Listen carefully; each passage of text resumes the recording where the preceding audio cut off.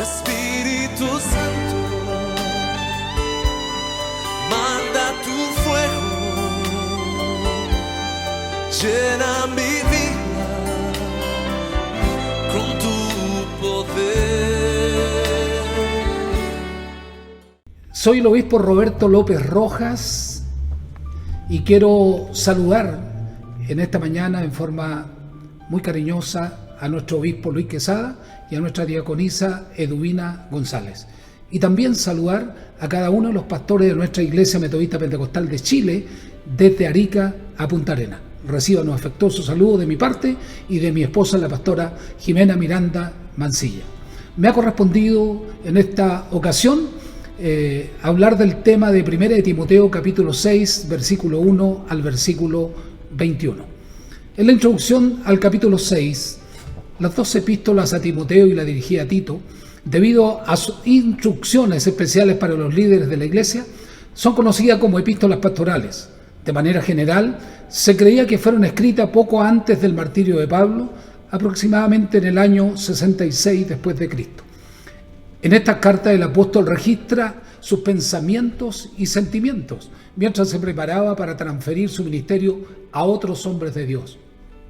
Timoteo estuvo con Pablo en Roma, cuando él escribió 3 de las epístolas de la prisión. Número 1. Después que Pablo fue liberado de la cárcel, Pablo se involucró en un nuevo ministerio en el Oriente y dejó a Timoteo en Efeso, 1 Timoteo 1:3, con el propósito de, número 1, hacer frente a los falsos maestros, número 2, supervisar la adoración pública y número 3, nombrar oficiales para la iglesia local. Pablo escribió esta carta con motivo de su atraso para encontrarse con Timoteo y le escribe para instruirlo sobre cómo debe tratar con el problema creciente de los falsos maestros, lo cual ya era evidente en la iglesia de Efeso. El hecho de que estos falsos maestros se habían infiltrado en la iglesia de Efeso era un triste cumplimiento de la predicción de Pablo, hecha con anterioridad en el libro de Hechos capítulo 20, versículo 28 al 30. Pablo insiste en esta carta a Timoteo que se opusiera con valor a estos hombres malos, sustentando la verdad de las Escrituras. A continuación, veremos los aspectos que Pablo presenta a Timoteo en el capítulo 6, versículo 1 al 21 de su primera carta a Timoteo. El primer aspecto a considerar es la relación de siervos y creyentes con amos incrédulos, versículo 1, y amos creyentes, versículo 2. En el primer caso, versículo 1, se menciona a esclavos que estaban bajo el yugo de la esclavitud y que tienen amos no creyentes, a quienes debían tener por dignos de todo honor, tratándolos con el debido respeto, con una actitud obediente y fiel. La razón de esta actitud del siervo con el amo incrédulo sería el testimonio de Jesucristo y del Evangelio, a fin de que el amo incrédulo no blasfemara el nombre de Dios y la fe cristiana. Aquí en el versículo 1 encontramos que no importa cuán baja pueda ser la posición de alguien en la escala social, siempre estará la oportunidad para testificar de Cristo y para dar gloria a su nombre. Aunque el tema de la esclavitud no está abiertamente condenada en el Nuevo Testamento, sin embargo, con motivo de la enseñanza cristiana, los abusos relacionados con la esclavitud han ido siendo abolidos con el tiempo. De esta misma manera, cada creyente en su relación con el Señor debe asumir que es esclavo de Jesucristo. Fuimos comprados por precio, ya no nos pertenecemos a sí mismos. Jesucristo es nuestro dueño, le pertenecemos en espíritu, en alma y cuerpo y merece lo mejor de nosotros. En el segundo caso, versículo número 2, el apóstol habla acerca de aquellos esclavos que tienen amos creyentes y que participan junto del partimiento del pan, sentados como hermanos a la mesa. Este hecho no debía ser motivo para que los esclavos creyentes pensaran que quedaban abolidas las distinciones sociales de la vida, ni que el esclavo perdiera su responsabilidad de otorgarle honor y servicio. Muy por el contrario, el esclavo debía servirle con mayor fidelidad, ya que estos amos son creyentes y amados. En este sentido, Pablo le manda a Timoteo: esto enseña y exhorta. Este principio se aplicaría ahora, en el presente, a la relación que existe de un patrón y un empleado cristiano. El segundo aspecto a considerar es el rechazo de los falsos maestros y el amor al dinero, versículo 3 al versículo 5. En este versículo, el apóstol Pablo advierte a Timoteo del peligro de las nuevas y extrañas doctrinas que los falsos maestros querían enseñar en la iglesia. Estas extrañas enseñanzas no se conformaban a las sanas palabras, saludables palabras, dichas por nuestro Señor Jesucristo cuando estuvo aquí en la tierra, a los escritos del Evangelio y todo el Nuevo Testamento. Estas sanas palabras son opuestas a las palabras malsanas de los falsos maestros, cuyo contenido es la ciencia inútil y la inmoralidad. Sin embargo, en las sanas palabras está el fundamento de la doctrina que es conforme a la piedad, en el sentido de que promueve y alienta una conducta piadosa. En el versículo 4 y 5, el apóstol Pablo describe el carácter de estos falsos maestros. Número 1. Es hinchado, literalmente envuelto en humo, lleno de los vapores de vanidad, aunque nada sabe de la doctrina, que es según la piedad. Puede atribuirse conocimiento superior, sin embargo, está enfermo, lo contrario de sanas palabras. La verdad no es el centro alrededor del cual giran sus investigaciones, sino contienda de palabras, controversias. Como dice 2 de Timoteo, capítulo 2, versículo 14, recuérdales esto, exhortándoles delante del Señor a que no contiendan sobre palabras, la cual para nada aprovecha, sino que es para perdición de los oyentes. Estas contiendas están con ellos en lugar de la piedad y palabras saludables. Versículo 5, hombres corruptos de entendimiento, del griego, de hombres corrompidos, depravados en la mente. La fuente más íntima del mal está en la mente pervertida. Segunda de Timoteo capítulo 3, verso 8 dice, y de la manera que Janes y Jambres resistieron a Moisés, así también estos resisten la verdad, hombres corruptos de entendimiento, reprobos en cuanto a la fe, privados de la verdad, según Tito 1:14, no atendiendo a fábulas judaicas ni a mandamientos de hombres que se apartan de la verdad. Estos falsos maestros habían tenido la verdad, pero por falta de integridad moral y de amor por la verdad fueron extraviados por una presumida gnosis, conocimiento más profunda y una santidad ascética superior, de la cual ellos hicieron un comercio. El consejo paulino es: apártate de ellos. Estos falsos maestros no solo habían tergiversado la verdad, sino también habían tomado la piedad como fuente de ganancia, habían decidido ser maestros religiosos como una profesión en la que eran bien pagados por un mínimo de trabajo. Habían hecho de la más santa de las vocaciones un medio de ganancia.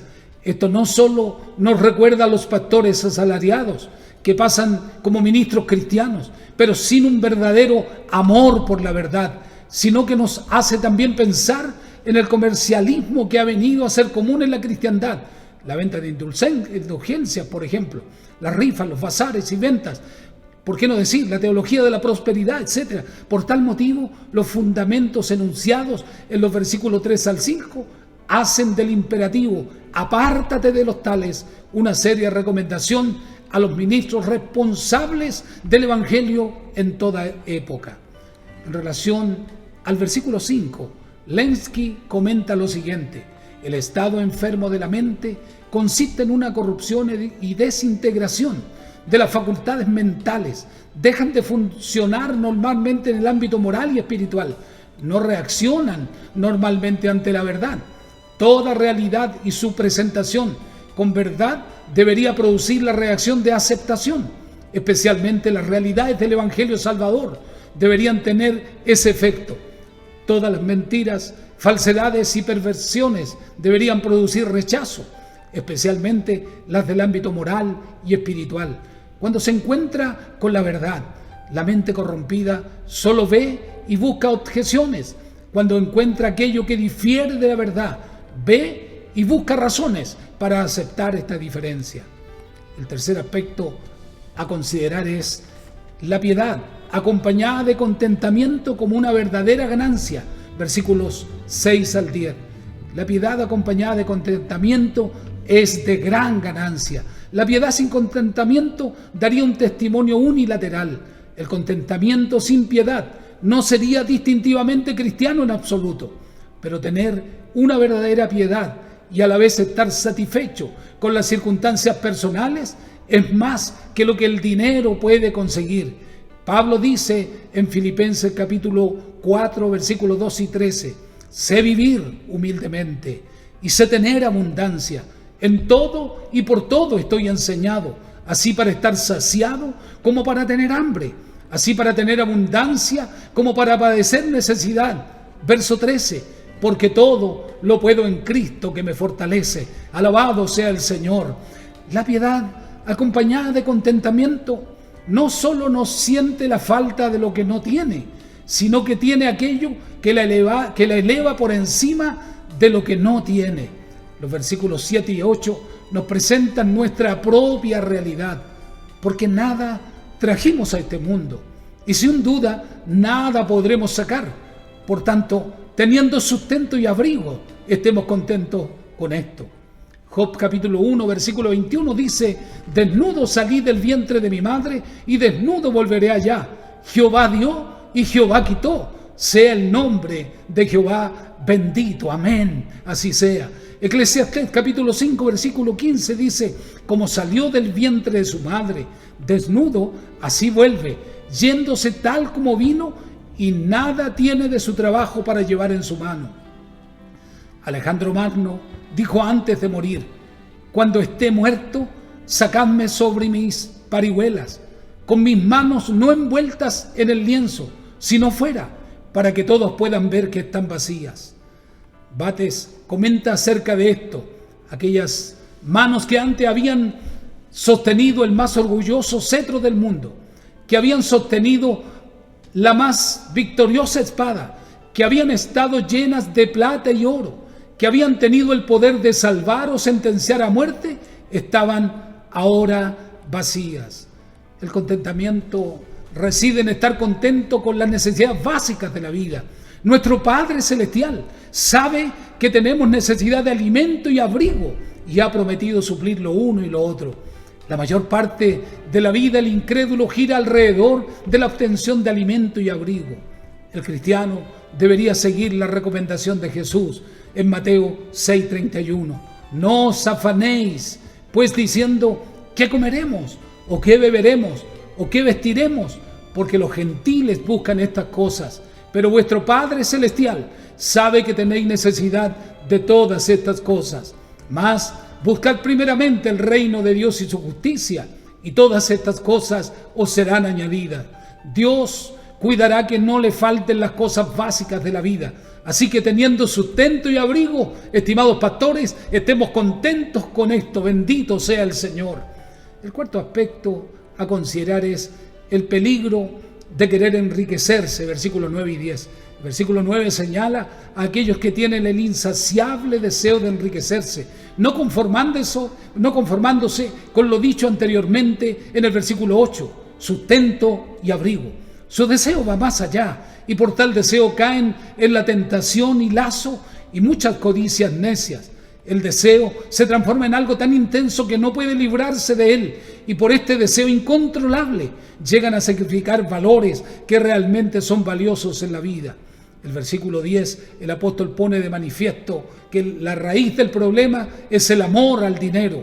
No todo el mal está en el universo surge del amor al dinero, pero sí que del amor al dinero surge toda clase de males. No es el dinero en sí lo que está aquí señalando, sino el amor al dinero. El dinero puede ser empleado en el servicio al Señor, en una variedad de formas en las que solo el bien puede resultar, pero aquí es un deseo desordenado del dinero que solo lleva al pecado y a la ignominia, al deshonor, al descrédito, a la injusticia, a la vergüenza. Este mismo verso 10 indica un mal particular y una grave consecuencia que provoca el amor al dinero. Esto es el apartamiento de la fe cristiana y como consecuencia ser traspasado de muchos dolores. En su loca carrera en pos del oro, los hombres descuidan los temas y cosas espirituales y se hace muy difícil distinguir si realmente alguna vez fueron salvos. Los hombres no solo perdieron su sujeción de los valores espirituales, sino que traspasaron a sí mismos muchos dolores. La codicia por las riquezas tienen como consecuencia la tragedia de una vida desgastada, el dolor de perder a los hijos al mundo, el dolor de ver esfumarse la riqueza de la noche a la mañana, el temor de encontrarse con Dios sin vacilación y como mínimo con las manos vacías. El quinto aspecto a considerar es características del hombre de Dios, versículo 11 al 15. Pablo se refiere a Timoteo como un hombre de Dios. Este hombre de Dios, en contraste con los que mencionó en el versículo 10, Timoteo tiene a Dios como su mayor riqueza. Él está elevado por encima de las cosas terrenales, por lo tanto es propiedad de Dios, no suyo propio, comprado por precio y habiéndose despedido de todos los derechos de sí mismo. La obra de Cristo ha de ser la gran obra de Él ha de ser el representante vivo de Cristo. Bendito sea el Señor. Pablo le dice a Timoteo que huya de lo que le mencionó en los versículos 9 y 10 y que siga la justicia, que exige una buena relación con nuestro semejante, la piedad con Dios, la fe que es la raíz de ambas, la caridad por la cual obra la fe, la paciencia como la perseverancia constante en medio de las pruebas, la mansedumbre. Los manuscritos más antiguos leen benignidad o tolerancia, es decir, para con los contrarios al Evangelio. En el versículo 12, Pablo le dice a Timoteo que debe pelear la buena batalla de la fe. Birch cree que esta epístola fue escrita por Pablo desde Corinto, donde tenían lugar en ciertas estaciones las contiendas de los Juegos Nacionales, lo que explica la alusión aquí como en 1 Corintios 9, 24, 26. Esta buena batalla sería la fe cristiana y la carrera relacionada con ella. Como hombre de Dios, debe echar mano a la vida eterna, la corona o guirnalda, el premio de la victoria alcanzada por el ganador de la buena batalla. Segunda de Timoteo 4, 7, 8. He peleado la buena batalla, he acabado la carrera, he guardado la fe. Por lo demás, me está guardada la corona de justicia, la cual me dará el Señor, juez justo, en aquel día, y no solo a mí, sino también a todos los que aman su venida. Timoteo debe vivir en la práctica diaria la vida eterna que es ya suya, la cual recibió al momento de su conversión y había hecho una buena profesión con su testimonio para el Señor Jesucristo. El versículo 13, Pablo le da un solemne mandato a Timoteo y lo hace en presencia de los dos más grandes testigos. Alabado sea Dios. Dios que da vida a todas las cosas. Aunque los hombres pudieran dar muerte a Timoteo con todo su fe en aquel que resucita a los muertos y de Jesucristo que dio testimonio de la buena profesión delante de Poncio Pilato. Esto pudiera referirse a lo dicho por Jesús ante Pilatos y además a la declaración de Jesús en Juan 18:37. Le dijo entonces Pilato: ¿luego eres tú rey? Respondió Jesús: tú dices que yo soy rey. Yo para esto he nacido y para esto he venido al mundo, para dar testimonio a la verdad. Todo aquel que es de verdad oye mi voz. Bendito sea el Señor que vive para siempre. Versículo 14. Este mandato es que Timoteo debe guardar el mandamiento sin mácula ni reprensión hasta la aparición de nuestro Señor Jesucristo. La expresión sin mácula ni reprensión se aplican a Timoteo, pero no al mandamiento. En su observancia del mandamiento, Timoteo ha de mantener un testimonio que sea sin mácula y que sea irreprensible hasta la aparición de nuestro Señor, su venida personal. Tito 2:13 dice: aguardando la esperanza bienaventurada y la manifestación gloriosa de nuestro gran Dios y Salvador Jesucristo. Bengel comenta: el hecho de su venida en todos los siglos del cristianismo ha sido cierto. El tiempo tan incierto para Pablo como lo es para nosotros, por esto en el versículo 15 dice: a su tiempo, griego, a sus propios tiempos.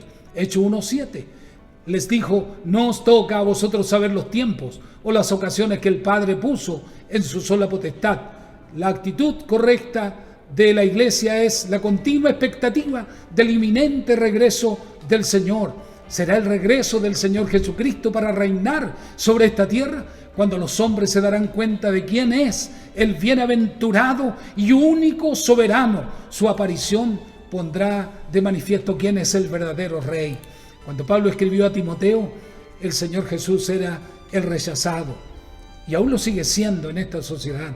Pero llegará el día en que se mostrará claramente que Él es el Rey sobre todos los que reinan y que es el Señor sobre todos aquellos que rigen como señores. El sexto aspecto a considerar es los atributos únicos y exclusivos de nuestro Dios Padre, versículo 16. En la aparición del bienaventurado Señor Jesús, los hombres se darán cuenta también de que es Dios el que tiene atributos que son únicos a su persona. Número 1. El único que posee inmortalidad, es el único que tiene inmortalidad inherente. A los ángeles se le ha conferido inmortalidad. Y en el momento de la resurrección, todos los creyentes recibirán cuerpos inmortales, según 1 Corintios 15, 53 y 54. Pero Dios tiene inmortalidad en sí mismo. Número 2. Dios habita en la luz inaccesible. Esto habla de la gloria resplandeciente y brillante que rodea el trono de Dios en su condición natural. El hombre sería vaporizado por este esplendor. Número 3. A quien ninguno de los hombres ha visto ni puede ver jamás. En el Antiguo Testamento los hombres vieron apariciones de Dios conocidas como teofanías. En el Nuevo Testamento Dios se ha revelado perfectamente en la persona de su amado Hijo, el Señor Jesucristo. Sin embargo, sigue siendo verdad que Dios, por su Espíritu infinito, es invisible a los ojos mortales. Solo a Él se le deben honra y dominio sempiterno. Bendito sea el Señor. El séptimo aspecto a considerar es mandato a los ricos de este siglo, versículos 17 y 18. Pablo ya había hablado de los que quieren hacerse ricos. Ahora dirige su atención a los que ya son ricos. Le dice a Timoteo, manda, 1, que no sean altivos. Número 2, que no pongan la esperanza en la incertidumbre de las riquezas. Aunque las riquezas pueden dar apariencia de seguridad, lo cierto es que lo único seguro y permanente en este mundo es la palabra del Señor. Isaías 48 dice, la hierba se seca y se marchita la flor, pero la palabra de nuestro Dios permanece viva para siempre. Número 3, que confíen en el Dios vivo, que nos ofrece todas las cosas en abundancia. Bendito sea el Señor para que las disfrutemos. Dios siempre será la fuente de todo verdadero goce y las cosas materiales no pueden producir eso. El versículo 18, al cristiano se le recuerda que el dinero que posee no es suyo, le ha sido dado como un administrador, es responsable de emplearlo para la gloria de Dios y para el bienestar de sus semejantes. Debería emplearlo en llevar a cabo buenas obras y estando prontos a compartir con los necesitados. La regla de vida de John Wesley fue: haz todo el bien que puedas, de todas las maneras que puedas, en todos los lugares que puedas, en toda ocasión que puedas, a todas las personas que puedas y todo el tiempo que puedas. Versículo 19. Atesorando buen fundamento para lo porvenir. De esta manera echamos mano de la que realmente es la vida eterna. El octavo y último aspecto a considerar es la exhortación de Pablo a Timoteo a guardar lo que se le ha encomendado. Sin duda que Pablo está exhortando a Timoteo a guardar las verdaderas doctrinas de la fe cristiana. No se trata aquí del alma o la salvación de Timoteo, sino de la verdad del Evangelio de la gracia de Dios. Lo mismo que el dinero depositado en un banco, la verdad confiada a Timoteo debe ser preservada entera, íntegra y sin daño. También es llamado a evitar las profanas pláticas sobre cosas vanas y los argumentos de la falsamente llamada ciencia. Pablo se daba cuenta de que Timoteo se encontraría con una gran cantidad de enseñanza que se presentarían como verdadero conocimiento, pero que en realidad se opondrían a la revelación cristiana. En relación a la ciencia natural y a la mal llamada ciencia cristiana, debemos estar conscientes que ningún hallazgo de la ciencia podrá contradecir a la Biblia, porque los secretos de la ciencia fueron puestos en el universo por el mismo ser que escribió la Biblia, el mismo Dios, nuestro Dios.